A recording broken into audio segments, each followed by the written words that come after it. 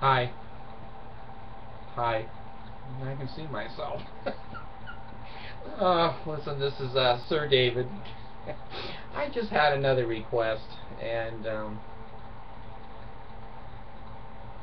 I never mind talking about my children, except the ones that are Mormons. That gave me quad bypass. I don't want to talk about them anymore. I don't want to see their faces. They're in a cult.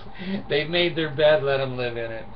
My two little girls here that I'm still raising. Here I am, 65 years old, and I have to tell you, I just came out of a Jesus. I'm too old to have kids, I think. My little Abigail, um, she came home. Now, she's very athletic. Abigail really loves sports. She loves basketball and track and swimming. And God, she's beautiful. She really, as a swimmer, she's as strong as can be. Well, anyway, she's more of an athletic girl. She's not a Molly Mormon ponytail, makeup, you know. Well, I've accepted that. I just say, you know, some of my girls have been very Molly Mormon, and most of them have been Molly Mormon, but Abigail's not. So I've just been hoping that she'll develop and, you know, come into, she's in 8th grade, and she hasn't ever had any boyfriends or anything yet. So I asked her the other day, there's this new kid. Let me turn my fan off, because I have to keep my voice down, because my little one is right here playing Wii. Wii me. So anyway, she just comes in the house, and I said, honey, how's school? This is fine. And I said, well, anything new? She said, well, there's a new boy that moved into our class. Well, I know my girls. I know my girls. And I said, oh? And now see, most of the time, not Allison, but Abigail has tended to be polarized towards darker skinned people. Why? I don't know. But she's Filipino, and so her skin is a little bit darker than Caucasian. But this time I said, well, what's his name? And she said, it's Charlie. And I could tell by the way she said it, it was a little more than just a new kid moving in. So I didn't say too much, because, you know, I don't want to embarrass kids when they're that age. It's very hard to develop and very embarrassing and have a boyfriend, whatever.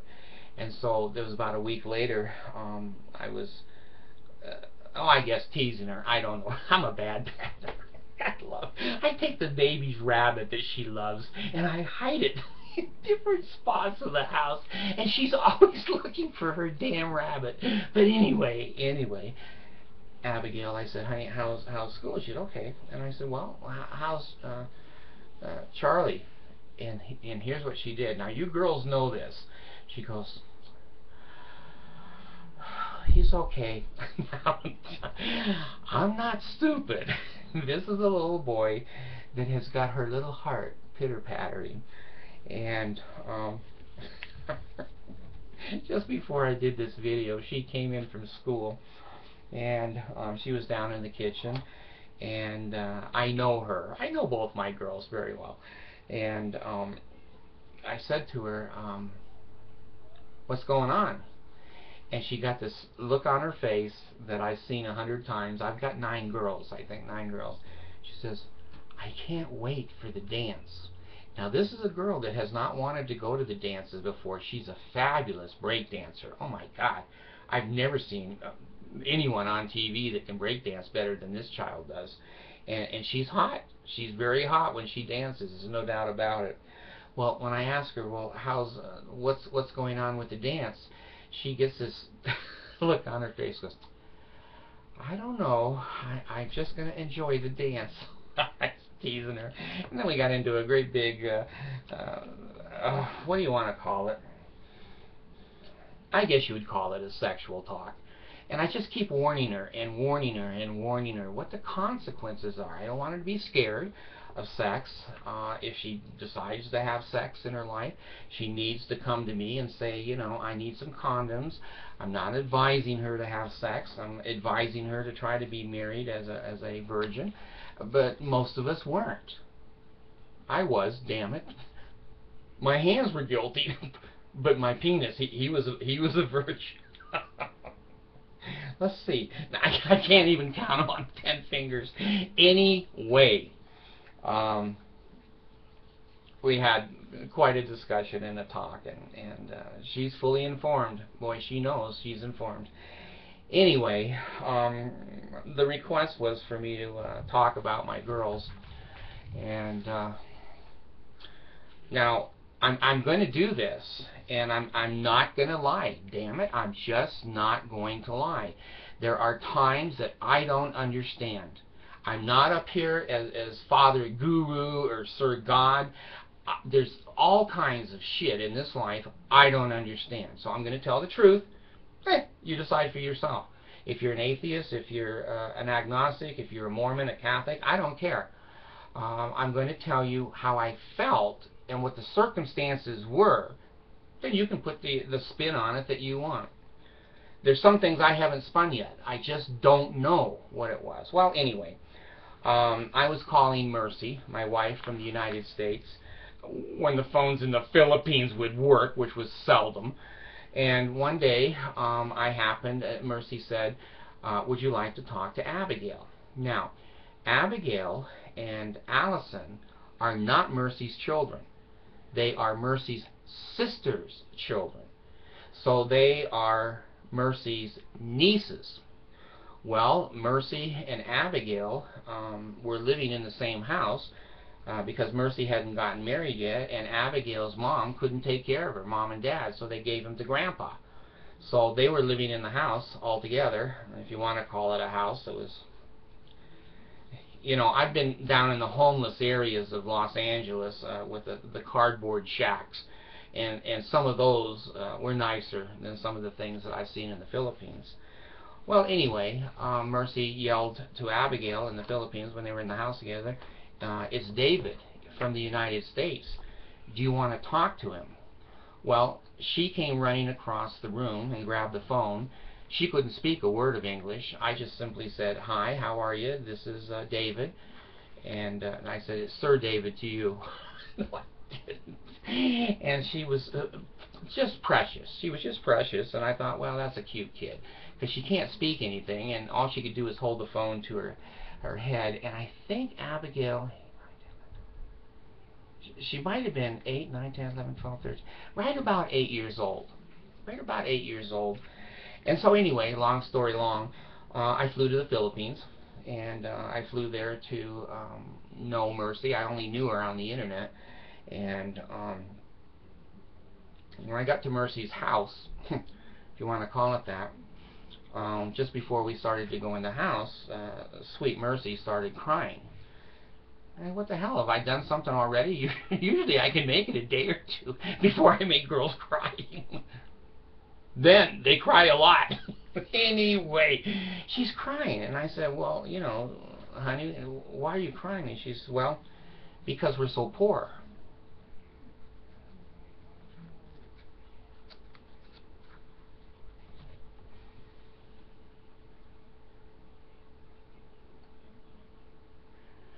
That left a long impression on me.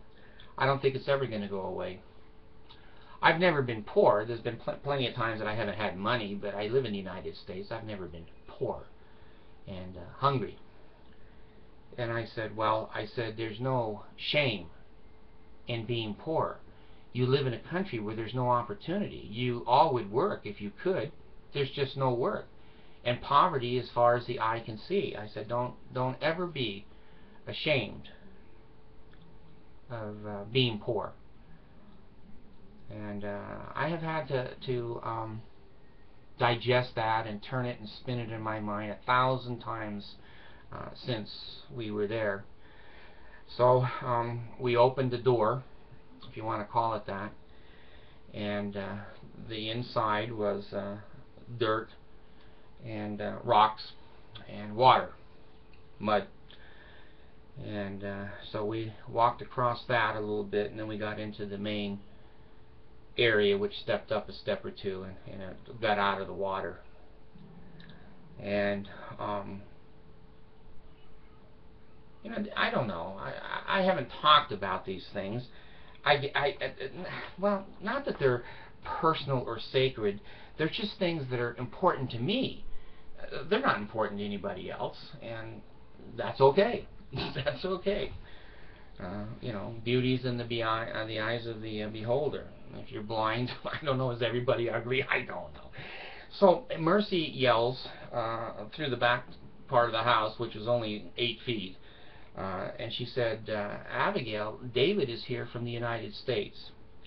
Well, again, this is just, it's emotional to me. It's not hard for me, but it's emotional to me because all of my other kids have basically been taken away from me by the Mormon Church and its policy of shunning and hating because I'm not a member of their church anymore, and that's more important than me as a father to my children. So the next thing I see, and I see it in my mind as I speak it, here's this little 8-year-old awkward dark-haired Filipino girl, and she had a towel wrapped around her torso, and she had it with one hand, and she came running out like it was Jesus. Like, God dang, Jesus just appeared in my house, and she just threw her arms around me and held me. And I remember, and I can feel those emotions right now as I speak it. There was no doubt at that very moment that I touched that child that she was a daughter. No doubt. How, why, when? I can't explain these things, folks. I'm just living on this planet like you are. I don't know everything. Just most things. Just bullshitting you. I was just flabbergasted. I was just astounded how close I felt to that child. I'd never really talked to her. I'd really never seen her. And we've never had any kind of communication. Now, this is a child that doesn't know me from anybody. And I'm a stranger. Here I am, a big, fat, white American, and she's used to little, tiny Filipino men. And she's only 8 years old. Well,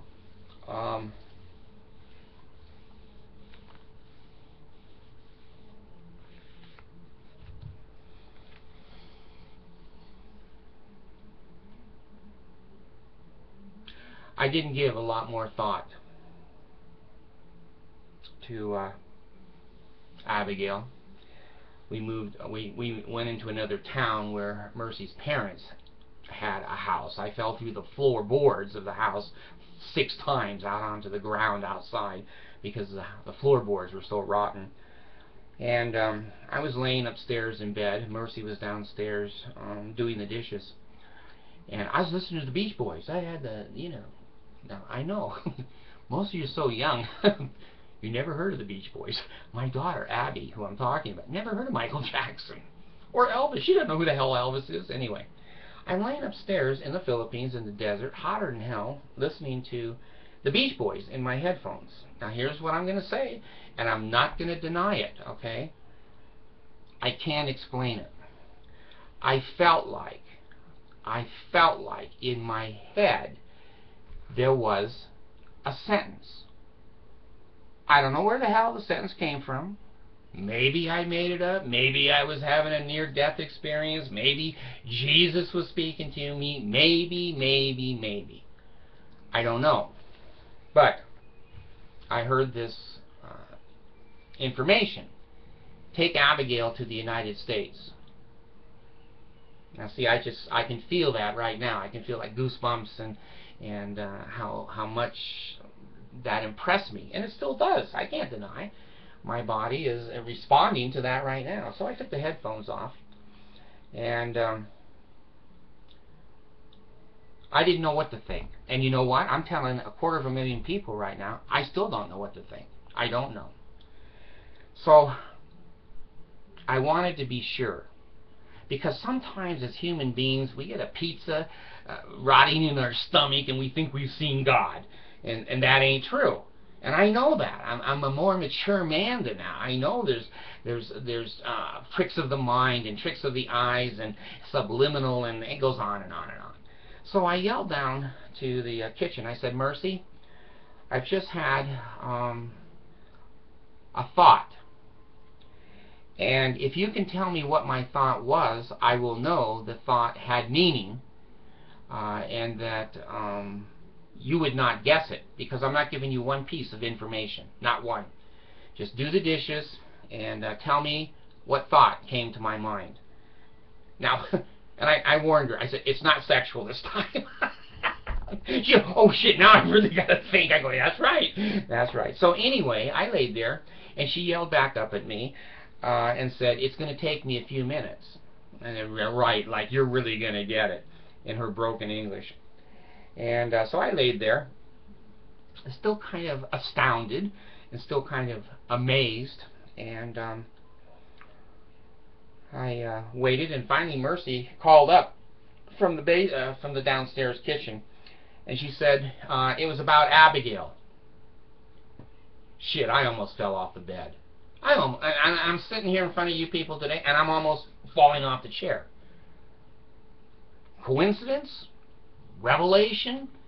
Inspiration? Telepathy? Folks, I don't know. I'm an old man, and I'm going to go out of here with a lot of questions. If there is a Jesus, I'm going to be getting in the question line going, I have a few questions here, sir. This is Sir David. Anyway, I went downstairs, and I told Mercy, I said, I feel like we should take Abigail back to the United States. Now, Abigail has a mother, and she has a father, she has a brother, and she has a sister. And so Mercy just was as much shock as I was, because it had already cost me more than $20,000-$30,000 to get Mercy, just to get Mercy out of that damn third world country. Now I'm going to take a foreign child. How the hell do you get a foreign child out? She's not a relative, and I can't immigrate her unless she's adopted. So Mercy and I began to talk, and I love children, and I have a background in children, much, much more than Mercy does. And Mercy was very charitable and kind, and said, well, if you want to adopt her, I don't think it's going to happen, but we can always go ask my sister and see if she'll give the child up. Well, my background in human services, I've never gone to a mother and said, can I have your child? You are so poor, you can't take care of the child you gave birth to, and I'm a rich American, and I'm arrogant, and I'm special. Let me have your child. Probably one of the hardest things I ever did, was to talk to that mother. Well, before I got over to talk to, I can give you her name, Merlin, Mercy came to me, and she said, I need to tell you something. And I said, all right.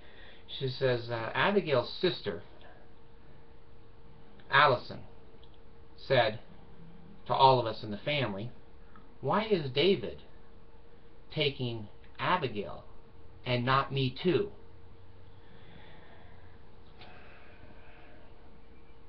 See, I still feel those feelings. I still feel the feelings.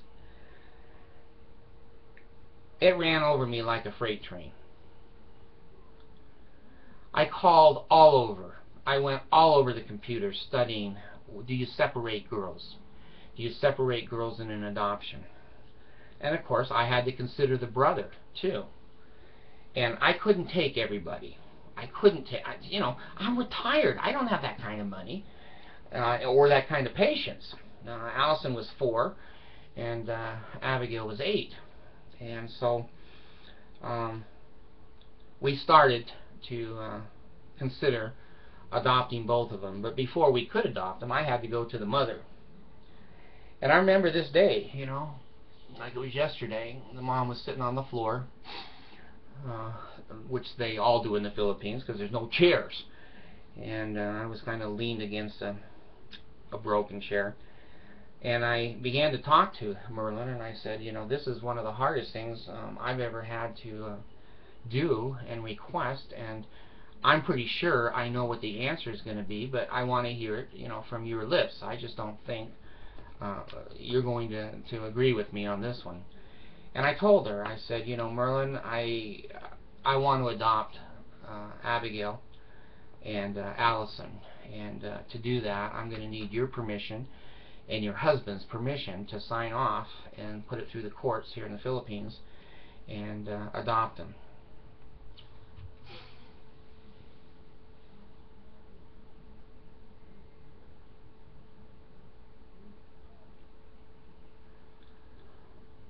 I remember how much she cried.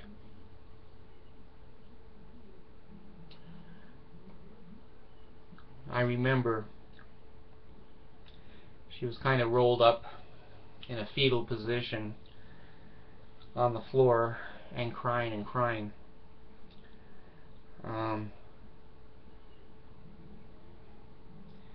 That's been a hard moment from then until now. And I said to her, I said, I promise that I won't take their culture from them. I'm only going to add to it. And she, through tearful eyes and some of the heaviest emotion I've ever seen, and I've been a counselor, I've seen emotion, this mother said, yes, I'll give my 2 girls up to you, because they'll have a better life. Well, we began the adoption process, and I'm not going to belabor that much. It was hard. It was hard in the Philippines. We had to get an attorney. I had to go to, you know, court 4 or 5 times. It had to go to the president of the Philippines to be signed off on. I had social workers at my house 3 or 4 times. Little Allison had her at her school. Abigail was interviewed by herself, and, you know, I had a psychiatrist who I bribed very heavily and said, yes, he's capable. Let him adopt. Well, I can't give you his last name. I'm trying to think of his first name. But anyway, he and I became friends, and he is one of the deans at the University of the Philippines, and he invited me to speak as the guest speaker at the master's level graduation, which I did.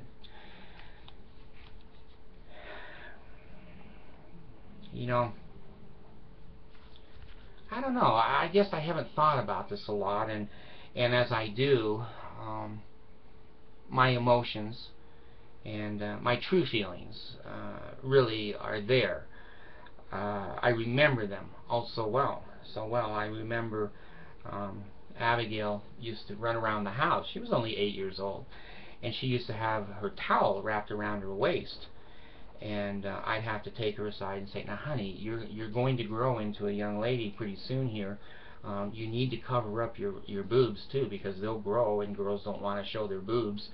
Oh, okay.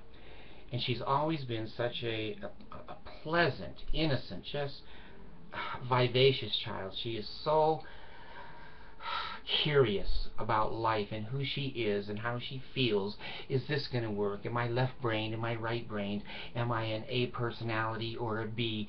And Dad, I get nervous. I get nervous sometimes, and anxiety. She's just really tuned into who she is. Well, just before I left the Philippines, she started to bud, as we call it in sexuality, and I had to go to Mom and Grandma and say, you know, she needs a training bra. In the United States, we don't let her walk around like that. She has to have a training bra. And so they went to the store and bought her first training bra, and she started to grow up. I bought her a bed in the Philippines, and she didn't know what it was. She didn't know what it was. I had to lay in the bed and look at her so she could see me laying in the bed, and then she'd go, oh, then she could see that it was a bed and how to use it. And Allison, it's just strikingly beautiful. She's just really a model face and child. And I put her in a preschool, and I had my suspicion, because I have a background in special ed, that Allison was ADHD. And I went down to the school one day to pick her up from school, and all the little Filipino children were sitting around the table and being very respectful and quiet and dignified. And Allison was dancing on the table with her dress up over her head. Now, as a father, I didn't approve of that. As a psychologist, I thought, oh, hell, here's residential treatment running me over. Please, psychotropic drugs, give me a revelation. So I took her dress, took it off her head, and said, honey, you need to come home and put your dress down. And I've had trouble with that girl ever since, if you know what I mean. So, we adopted them, and it was hard. It was very hard, and it was very expensive. I couldn't get all three of them back to the United States at the same time. I got Mercy back first, and then I stayed in the Philippines, and I brought the two kids back myself. That was a nightmare. I had to get them through immigration. They had to go to the hospital up in St. Luke's Hospital in Manila, and my kids had never had a shot. They never had any kind of medical or dental treatment ever in their life. And so we got them back here to the United States, and they could speak 20% English, and that was it, and it was broken, and the conjugation of verbs and whatever wasn't there. Neither of my girls had ever seen a flush toilet in the Philippines. We went to Manila. We had to be there for 2 weeks for immigration, and we lived in a hotel together. And both my girls would not shut the bathroom door. They were terrorized to shut the bathroom door. And they would call me and say, Dad, would you come and stand outside the door and make sure nothing gets me? Okay, sure. So I just stood outside the door. And my little one today, Allison, still will not totally close both doors to her bathroom. She'll shut one, and I'll, come by and say, Allison, you got to shut your doors. And I can shut it, but not latch it. I can shut it. So they both, and of course my older one, she shuts everything now. And so we stayed in that hotel for 2 weeks. Slept on the floor. It was like a jail cell, 6 by 8. And then we went out on the streets a couple times to go buy a hamburger or something. And finally Abigail one day said to me in the hotel, she said, Dad, she said, I'm a little embarrassed to ask, but I don't know how to cross a street. I've never seen cars like this everywhere. I said, well, hon, don't worry, man. Come on down. I'll show you. And so I crossed the street with her 8, 10, 15 times. And then pretty soon she's so proud. She says, Dad, watch this. Across the street she goes. Across the street she comes back. Allison, again, I'm not going to go into detail, but I left my medications unsecured in the bedroom.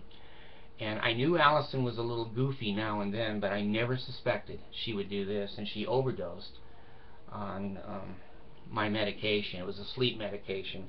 Serious overdose, like 7 or 8. And one puts me to sleep at 280 pounds for 8 hours. And I came back, and she was, I was just gone for a few minutes, and she was projectile vomiting. And she was trying to go to sleep. She kept trying to pass out and go to sleep. And I go, holy shit, I'm in a foreign country. I have no damn insurance. I don't know what hospitals know and what they'll do or whatever. And so the grandfather was there with me. And so we rushed Allison to a hospital. And she was nearly dead. And that was on my watch. That was on my watch. And I don't want people dying on my watch. So, you know me. You don't want to know me. I walked into a hospital and screamed, I'm an American. I have my child here. Fix her now. Well, there was 4 or 5 doctors and 8 or 10 nurses that came out, and Allison was sitting there, and I had to keep slapping her because she kept trying to go into a coma. And I said to the doctor, I said, can we do a CBC? Can we at least see what she's taken? Can we do a toxicology? What can we do to find out what the hell is wrong with this child? Because I didn't know that she'd overdosed at that particular moment. I didn't know what was causing it. And again, a long story short, they didn't know shit. They didn't know shit. They couldn't even get a urine sample out of the kid. I had to take her in the bathroom and say, pee in the cup, Allison. Pee in the cup. Okay, so, you know, it took them 3 days to come back with a urine test. So anyway, I finally took the baby after 8 or 9 hours, picked her up, and I said, you know what? She's not going to die in this hospital. She's going to die in my arms because you people are idiots. And they said, well, that's okay. Make sure you pay us the 3,000 pesos before you leave. In the hospitals in the Philippines, you have to pay before you leave. I did. So I got her home and then realized that she had overdosed, and you know, had to get her all kinds of what do you call it, Pedialyte, and try to have her stabilized, and she did finally, and she did. Since then, she's only stole my credit card. She set the house on fire once, and she stole over at the Smith's supermarket food for her and her friends. So she's coming along a long ways. Love her to death. She has got a personality, just dynamite little girl. She has a personality, and she is so smart. She sees something once, and she doesn't have to see it again. And so I do love my two a lot, and I think I adore them, and they're precious to me because all of my other children were too. They don't believe that, and I don't give a rat's ass what they believe. They're in a cult. Every one of my other children were this precious to me, and they've chosen the Mormon church over their father, and that's okay, but I'm not going to be the whipping boy. If they want to shun, fine, let's all shun. So they're out of my life. So I watch these two now, and my little one Allison, just to watch them grow, because I don't have to work anymore. You mothers and fathers, I have so much empathy for you because you have to work and go to sleep, work and go to sleep, and then on the weekend you got to mow the lawn, then you got to put the roof on, and then the damn car won't start. You don't have time to enjoy your children. I do now. I have got nothing to do except talk to you and go out there and talk to them. So little Allison, now Abigail developed her period at 10 years old. That's pretty young. That's pretty young. Well, the other day, Allison was in, bouncing on my bed, jumping around like a damn monkey, and she was wearing this tank top thing, and I said to her, I said, you know, Allison, and she's going to be 10 here in the next 3 or 4 months. She's going to be 10, right where her sister was, and I said, you know, you really need to start wearing little training bras. And she says, well, why? I said, well, I says, because your boobs are starting to grow, and boys want to see your boobs, and you want to be modest and not show your boobs off, and the shirt you're wearing, your boobs are hanging out. I says, you know, I'm a boy, and you don't want to be running around like that. You're not a boy. You're a dad. Oh, shit. Okay. That was a good way to say it. There were some things that are off limits, and she was right. Well, we went down and bought her 3 or 4 little training bras, and she wears them all the time now. And to watch my girls come into young womanhood without young women's program, and to be in love for the first time, and to be conservative and dress appropriately. Both my girls are modest. They're Mormon modest. I don't know where they learned it, but they are. Abigail just came down yesterday to me and showed me she's a straight A student, all A's. And little Allison, she's an A-B student, and you know, she's not that intellectual as Abigail is, but socially Allison is different than Abigail. So I do love them, and when they first came to this country, I fought the Utah special education system with all my might to get them services, language services, tutoring services, and try to get them up to speed. When they were in the Philippines, they could be in public schools, which are terrible in the Philippines. There's 60 kids in a class. And after I adopted them, everybody in town knew that they had a American father. And so the trick of the day, especially with the Muslims down in Mindanao, is to kidnap, torture, rape the children of Americans and get money from the Americans. I had to pull both my girls out of public school, and I put them in private school. And they had an AK-47 guard right out front the gate every damn day. Nobody was going to, I can't say that word, screw with my children. And so I have protected them, and yeah, I did ride them on a motorcycle, which we were high class in the Philippines. We actually had a motorcycle. I bought a new one, and I had all 4 of them on the motorcycle. And here I am, 63, and that tower's 61, and I'm driving through the mud and the blood and the beer. My whole family's on this motorcycle. And Allison used to sit up on the gas tank, and it had no windshield, and it rains all the time in the Philippines. So these huge drops of rain would hit Allison, and I keep saying, "Are you okay?" And she goes, "No, not really." I don't know where else to sit.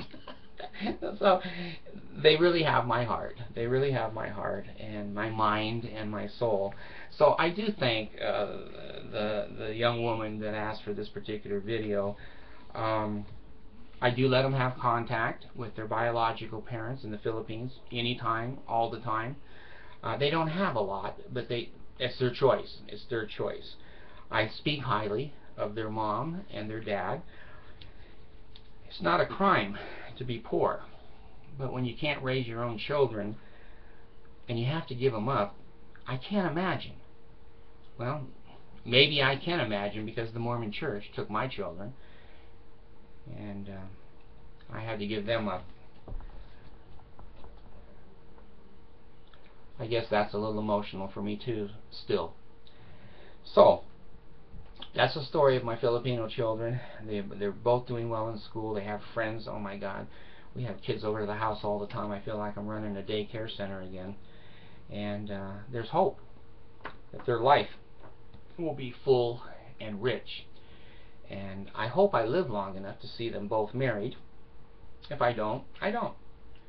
But I sure love them both. Thanks.